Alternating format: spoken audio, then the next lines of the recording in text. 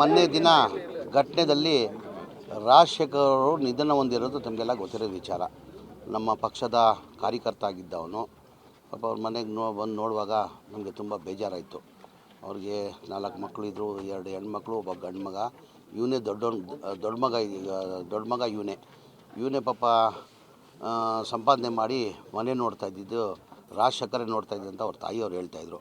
ಅವ್ರ ಮಗಳು ದೊಡ್ಡ ಅಕ್ಕ ಅವರು ಗಂಡನೂ ತೀರೋಗ್ಬಿಟ್ಟು, ಪಾಪ ಕೋವಿಡಲ್ಲಿ ಗಂಡನೂ ತೀರೋಗ್ಬಿಟ್ಟ. ಅವ್ರನ್ನೂ ಇಲ್ಲಿ ಕರ್ಸ್ಕೊಂಡು ಪಾಪ ಅವ್ರ ಅಕ್ಕನ ಜೊತೆ ಇಟ್ಕೊಂಡು ಮನೆಯಲ್ಲೇ ಅವ್ರಿಗೂ ಅವನೇ ನೋಡ್ಕೊಳ್ತಾ ಇದ್ದಿದ್ದು. ಈಗ ಅವ್ನು ಚಿಕ್ಕ ತಮ್ಮ ಇದ್ದಾನೆ, ಅವನು ಕೆಲಸ ಮಾಡ್ತಾಯಿಲ್ಲ. ತಂದೆಯವರು ಭಾಳ ಹಿಂದೆಯೇ ಸಣ್ಣ ಪುಟ್ಟ ಅದು ಹೋಟ್ಲ್ ಒಂದು ಇಟ್ಕೊಂಡಿದ್ರಂತೆ, ಅದರಲ್ಲಿ ಅವರೂ ತೀರೋಗ್ಬಿಟ್ಟಿದ್ರು. ಹಾಗಾಗಿ ಭಾಳ ಬಡತನ ಇತ್ತು. ಹಾಗಾಗಿ ನಮ್ಮ ಕಡೆಯಿಂದ ಭರತ್ ರೆಡ್ಡಿ ಕಡೆಯಿಂದ ಗಣೇಶಿಂದ ನಾವೇನೋ ಸಣ್ಣ ಕಾಣಿಕೆ, ಅವ್ನಿಗಂತೂ ನಾವು ತರೋಕ್ಕೆ ಸಾಧ್ಯ ಆಗಲ್ಲ. ಒಂದು ಸಣ್ಣ ಕಾಣಿಕೆ ಅವ್ರ ಕುಟುಂಬಗಳು ಒಳ್ಳೆಯದಾಗಲಿ ಅಂತ ಒಂದು ಸಣ್ಣ ಕಾಣಿಕೆ ಸಹಾಯನ ನಮ್ಮ ಕಡೆಯಿಂದ ನಾವು ಮಾಡಿದ್ದೀವಿ. ಎಷ್ಟು ಸರ್? ಅದು ಬೇಡ, ಅದು ಹೇಳೋದು ಬೇಡ. ಅದು ಪಾಪ ಕಾಣಿಕೆಯಿಂದ ಬೇಡ, ಅದು ಬೇಡ. ಅದೇನೋ ಒಂದು ಕೊಟ್ಟಿದ್ದೀವಿ ಅವ್ರಿಗೆ, ಏನು ಕೊಟ್ಟರು ಕಡಿಮೆ. ಆ ಹುಡುಗನಿಗಂತೂ ಬೆಲೆನೇ ಕಟ್ಟೋಕ್ಕಾಗಲ್ಲ ನಾವು. ರಾಜಶೇಖರು ಅವನ ಜೀವ ಹೋಗಿರೋದು ಆ ಬೆಲೆ ಕಟ್ಟೋಕ್ಕಾಗಲ್ಲ.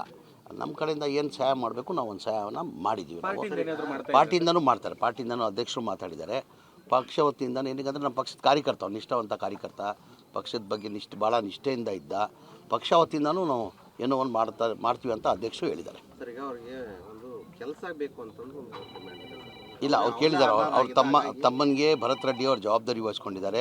ಅವ್ನ ತಮ್ಮನ್ನ ನಾನು ಕೆಲಸ ಕೊಡ್ತೀನಿ ಅಂತ ಭರತ್ ರೆಡ್ಡಿ ಅವ್ರು ಹೇಳಿದ್ದಾರೆ.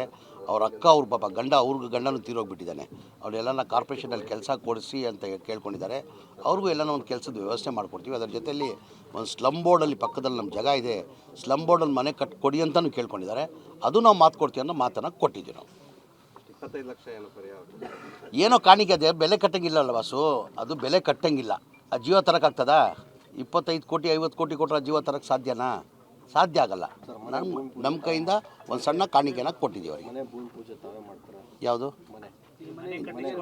ಇಲ್ಲ, ಈಗ ಮನೆ ಸ್ಲಮ್ ಬೋರ್ಡಿಂದ ಕಟ್ಕೊಡ್ಬೇಕಂತ ಮಾತು ಕೊಟ್ಟಿದ್ದೀವಿ, ಮಾಡಿಸ್ಕೊಡ್ತೀವಿ. ಅದೆಲ್ಲ ಮಾಡಿಸ್ಕೊಡ್ತೀವಿ. ಈಗ ನಮ್ಮ ಪಕ್ಷದ ಕಾರ್ಯಕರ್ತ ನಮ್ಮ ಜವಾಬ್ದಾರಿ ಆಗ್ತದಿಲ್ಲ ರೀ, ಅದೆಲ್ಲ ನಾವು ಮಾಡಬೇಕಾಗ್ತದೆ. ನಾವು ಇಲ್ಲಿ ಭರತ್ ರೆಡ್ಡಿ ಇರಲಿ, ನಾಗೇಂದ್ರ ಅವರಿರಲಿ, ಗಣೇಶ್ ಅವರಿರಲಿ, ಅದೆಲ್ಲ ನಮ್ಮ ಜವಾಬ್ದಾರಿ ಆಗ್ತದೆ. ನಮ್ಮ ಪಕ್ಷದ ಕಾರ್ಯಕರ್ತ ಅವನು ಈ ಥರ ಘಟನೆದೆಲ್ಲ ಹೋಗ್ತಾನಂತ ಯಾರೂ ನಿರೀಕ್ಷೆ ಇಟ್ಟಿರಲಿಲ್ಲ. ಈ ಘಟನೆಗೆ ಪ್ರಮುಖ ಕಾರಣ ಏನು? ಇಂಟೆಲಿಜೆನ್ಸ್ ಫೇಲ್ಯೂರ್ ಏನು? ಇಲ್ಲ, ಮೊನ್ನೆ ದಿನ ಘಟನೆಯಲ್ಲಿ ರಾಜಶೇಖರ್ ಅವರು ನಿಧನ ಹೊಂದಿರೋದು ತಮಗೆಲ್ಲ ಗೊತ್ತಿರೋ ವಿಚಾರ. ನಮ್ಮ ಪಕ್ಷದ ಕಾರ್ಯಕರ್ತ ಆಗಿದ್ದವನು. ಪಾಪ ಅವ್ರ ಮನೆಗೆ ಬಂದು ನೋಡುವಾಗ ನಮಗೆ ತುಂಬ ಬೇಜಾರಾಯಿತು.